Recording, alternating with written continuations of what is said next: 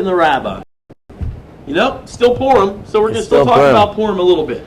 Right. We're going to talk a little bit about Purim. But before we get there, I wanted to bring up a little question for you, before we got to the Purim thing. In the Middle East today, I look at the Middle East today, and I see the map. Looking at last night, a map of the Middle East. Mm-hmm. And there's all this Muslim land. Huge. Everywhere. Country after country, Iran, Saudi Arabia, everywhere a Muslim country. And you see this tiny, tiny, tiny, tiny little speck right in the middle. This thing you can barely even see, and it's called Israel. You see it. Now, these Muslim countries, most of them are built on the most oil-rich land in the world. These guys, these mullahs, these people running these countries must be the happiest people in the world. They've got everything. They've got land. They've got oil. They've got everything you can possibly want. They are wanting nothing. But for some reason, that one little teeny dot called Israel is sticking in their craw. They can't get over it. They can't be happy. They cannot be satisfied. It's like they can have everything they want. They have nothing to worry about, but they just want to fight and die over this little teeny dot called Israel. Something, it's like their white whale. It's something is stuck in their craw about this. They can't get over it. Which brings us back to the question of Purim. It's like the same thing. I know this has been happening for thousands of years. You got this guy Haman. Prince. He's the man. He's got the signet ring of the king. He's got everything he wants. His next generation and the generations following him are going to be rulers forever. Nothing could go wrong for them. Got everything except this one teeny thing. This one Jew.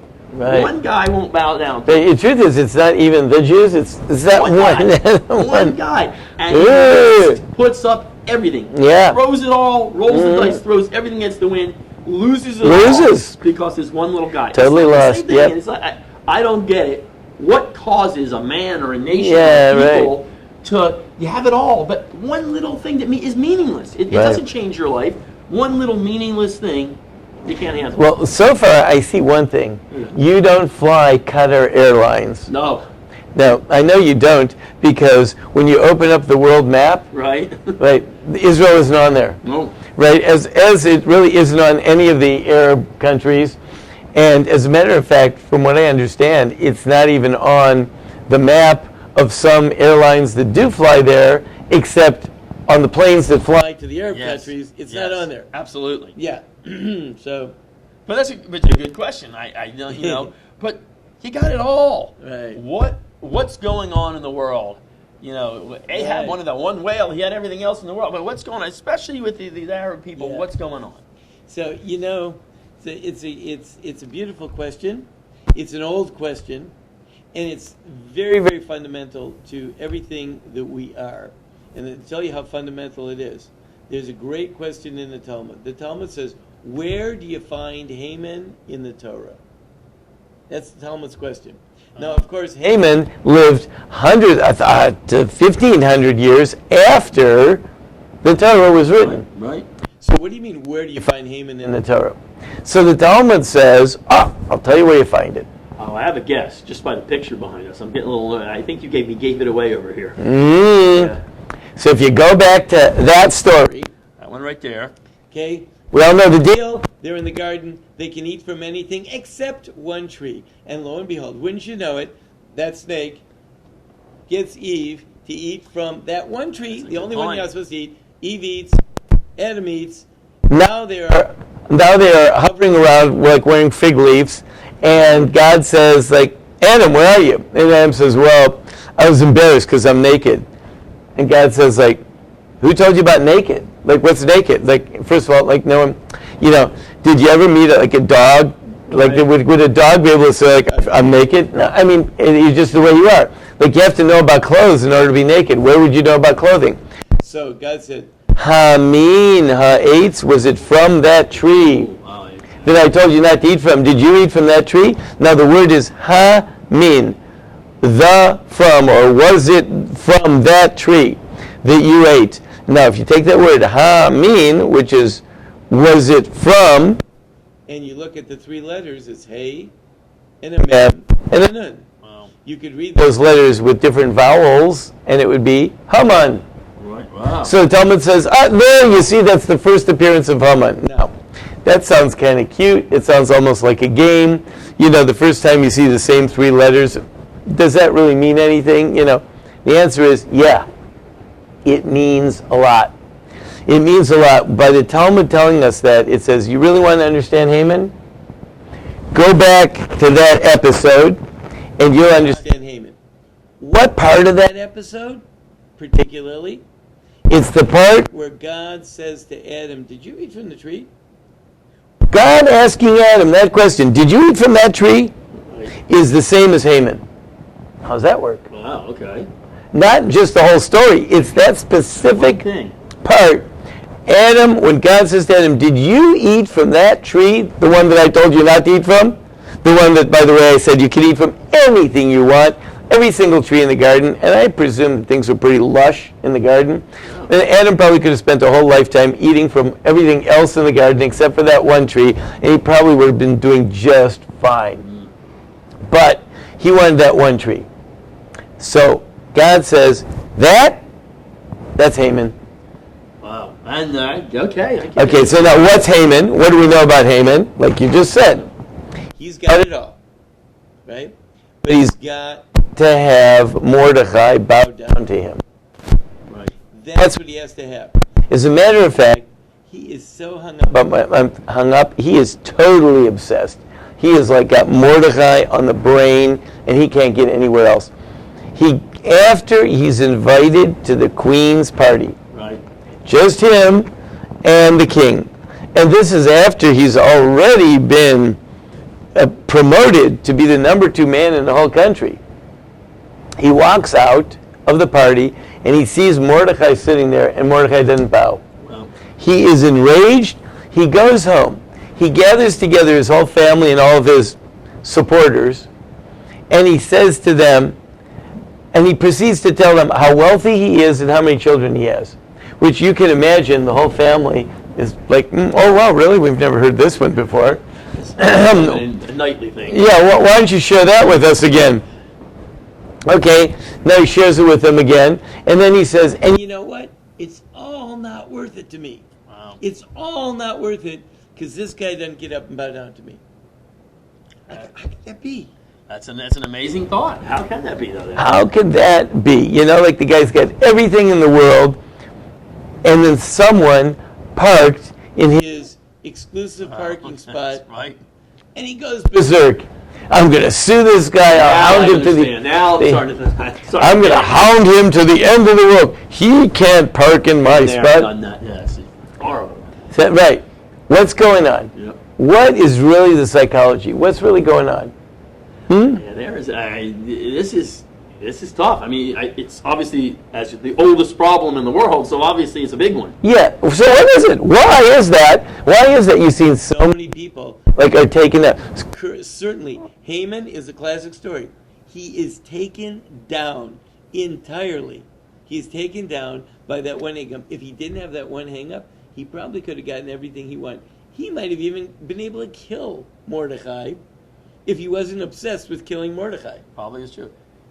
It's like that dentist, you know. He had to kill that lion, you know. He killed a horrible lion. You can kill anything, a deer, but you got to go kill the one lion. Right. Protected. Right. Like why? What's the deal? Right. I'm with you. Yeah. So, what's the problem when the guy is living in a garden? He's got everything he could want, and there's a sign that says, "But you can't touch this tree." You know what it's like. Wet paint, don't touch. What do? Touch it. You go touch it. You know, fresh grass, please don't step on the grass. That plate could be hot. Yeah, don't step on the grass. Everyone steps on the grass. You know, you want people to step on your grass. Put up a sign, don't step on the grass. That's a good point. Why is everyone like that? That is a real good question.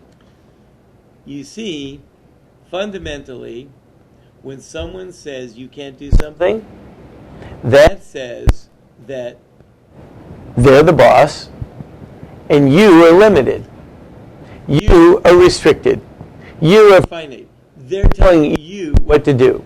That means you can't just determine what you want to do, because they're not letting you touch their wet paint, or step on their grass, or eat that tree. So then Adam says, I can't eat the tree? Who says I can't eat the tree? What not being able to eat the tree tells Adam is, you're just not the boss, Adam. As a matter of fact, all that other stuff that you have, all the other trees, it's only because the same guy that says you can't eat that tree says you can have those trees. It's not really you. It's really about him. The only reason you're allowed to eat all those trees is about him. One day you wake up and go, I've got the kids, I've got the fancy homes, I got all the workers that come and bow down to me and kiss up to me and all this stuff. And I got all the money in the world and I can do anything I want. But someone says to you, oh, by the way, that was all just given to you. Yeah, that kind of changes the whole story there. Rats, Wow. man. Rats. Right. So I can't stand You came and told me it's all not mine. It was just given to me. Like, get rid of that person. Kill the messenger. Wow. The thing that bothers me the most is that one single tree that I can't eat. So much so that all the rest of the stuff that I have is not worth it. And he's right. Because he wants to feel that it's his, and that one tree that's not his, or one Mordechai that won't bow down to him, tells him that all the rest of it is really not his either. Wow. That really, really bothers him. I get that. It kind of brings back to the story talking about at the beginning. I guess that Israel's doing the same thing. It's not really you. It's not you at all. Yeah. And maybe that's why the rest of the world kind of is against it as well. I would You got say, no control. let's say the Israelis, this is what I would say. I would say to, let's say I meet a Palestinian. I'd say, guy, why don't you just play along? Just stop blowing stuff up and we'll make you rich. Which they take to help you. We'll make you rich. You work with us, play ball, you're smart guys, We'll help you out. and we'll Make you rich. You can be the richest country in the world. If we could just, the two of us, we got all these great ideas. We just need people to stop throwing bombs around and everything. We could be rich, and you and us, but you know why they won't take it? No way. Won't do it. Never do it. Never, ever, ever, ever, ever, ever will they do it. Why? Israel, it's not them, and someone else is going to do it for you. They just can't take it from someone else because then it means that I get it as a gift from you. I don't want it. I only want myself, right? Only myself. Listen, how many husbands are told to do something, and they might have even been on the way to do it. Honey, could you take out the garbage? I'm on my way to take out the garbage. Been there No, too. can't do that. No, I'm too busy right now. Busy, I know. I'll take it out later when I want to. What's your problem? What is your Been problem? there a couple times, yeah. That's when I want to. Or, I'll take it out now, but I was going to take it out myself anyway. right? Like, why do you need to know that? I recently Had someone who was angry at the synagogue. So the synagogue sent out some fundraiser. They said anyone that wants to participate in this, go to the shul's website and da-da-da. Someone sends back a email. We're not participating. Okay. I mean, is this an offer? Just put an offer out there. Yeah. I mean, one of the ways you can not participate is by not participating. That would be usually what you would think not participating means. Right. Just it's up to you. No, it's not a requirement. It was an offer out there. No, why do you have to tell? I'm not participating. Right. Why do you have to do that? You have to do that to establish yourself. Now, of course, God, puts Adam in the garden. He says, Adam, this is great. You're great. I can make you so great. You're the greatest thing that's ever going to be, except for God. And I can make you super great. But Adam says, no, I want to eat from that tree. And as a matter of fact, that's where the snake gets her. The snake says, you know what? He just doesn't want you to be like him. Right. No, God. Right. God doesn't want. If you'd eat from that tree, then you'd be equal to him. And she cannot resist that offer. Whoa. You mean, I've got to take all this from God when I could be like God? Whoa. Too attractive. Now, so and it makes you think even more. Is that then why you take the United Nations? And I like to keep bringing it back to the present day. Since the existence of the United Nations, they've had more negative resolutions written about Israel than every other bad, evil, nasty country combined. Is it the fact, and why if you go on a college campus today and you wave an ISIS flag, no one's going to turn around, but if you wave an Israeli flag, the cops will be called, they'll have to escort you off campus. Is it because, and again, we're talking again about this tiny, small state of Israel. Is it because, you know what, that maybe reminds everyone, not just what I was talking about the Egyptians and everybody else, it reminds everyone, you're not in control of the world. Right. God's in control of the world. And the one reminder is this one little teeny tiny country right there. Right. That's the reminder. And that as you got long nothing. as You long got as it nobody. keeps existing, Wow. as long as it keeps existing, that's why if I'm Qatar Airlines and I publish a map, it's not on that map. Good point. There. See, it's not there. It's not there. So there. See, it's not even there. So, yeah. It's not even there. Period. It doesn't exist. Wow. Right. So I That's a can, lot. as long as I can ignore it, but if it gets in my face and I can't ignore it, then I'm really, really upset about it, and it bothers me to no end, and I'm willing to sacrifice everything, because everything, this is the words of Haman, and All of this is not worth it to me as long as he doesn't bow bow down. down to me.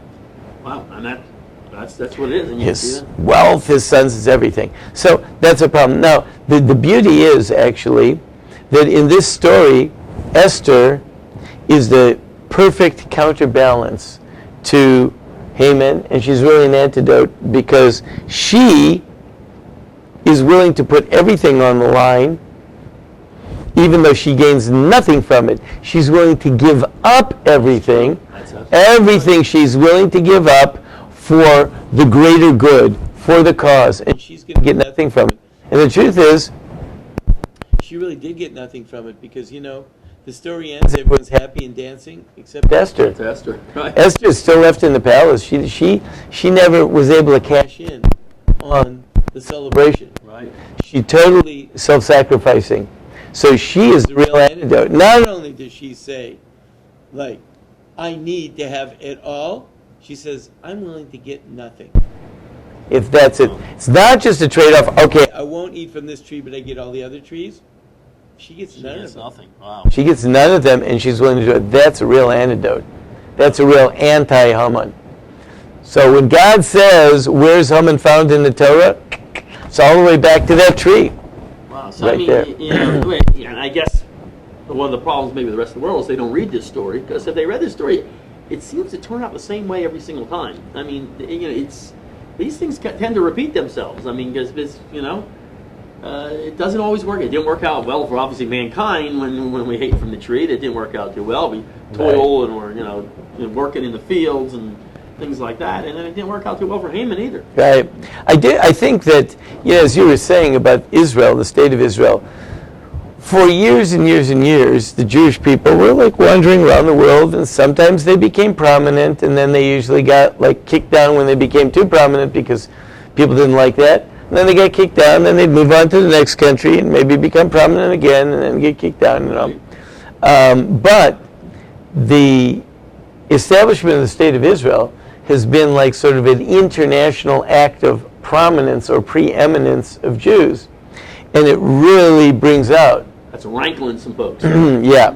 And I'm suspecting that the fact that the current administration is having such a positive attitude towards Israel and seems to be rolling back some of the previous administration's anti-Israel policies, I think that has actually sparked a wave of anti-Semitism. I think you're right. Because it's when the official policy is anti, then anti-Semites feel good. But when the official policy becomes philo-Semitic, that's when the anti-Semites seem to, and they go out and start just making statements like knocking over tombstones and stuff like that. Very, very interesting. Yes, I mean, this is a never-ending story. Yeah. Well, not yet ended. Not yet ending. And not yet ended story. Yeah. So Right. We do believe that it will be an ending story. To imagine that it would be a never-ending story would be kind of strange. That we would be perpetually locked in this, dance. Kind of strange. Right. Well, okay. So that probably, and are we done with Purim now? Yeah, well, there was Purim. Even in the Megillah, which is the Purim story, Right. It talks about them celebrating it 2 days. 1 day throughout the realm, and a second day in Shushan, the capital. Right, okay. because they had to fight. There were more of these like Haman guys in the capital, and the fighting continued on for a second day. So they celebrated actually the third day. So in the rest of the realm, they fought on the 13th and they celebrated on the 14th. But in Shushan, they fought on the 13th and 14th. They celebrated on the 15th. So therefore, the city of Jerusalem, which is a walled city similar to Shushan, celebrates it actually today, the 15th. And therefore, today we did a little bit. There was some light celebration, and we didn't do some of the sad prayers. We were deleted from the service and all that. So today is kind of like the second day of Shushan, a Purim. It's called Shushan Purim, the Purim that was celebrated in Shushan. And in Jerusalem today they're celebrating Purim right now, or almost wrapping it up right now. That's a good story.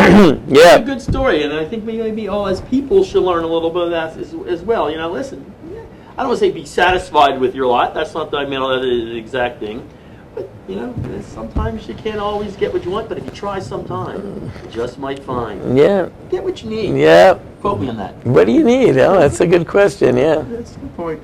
All right, next week we'll be back with a different topic, not Purim. It's probably, we're going to be on to Passover because we're going to get a couple of, we probably will get in just a couple of Passover sessions, between now and Passover. Buckle up, get ready, bring the Yeah, it's happy times. next week. All right, see you later.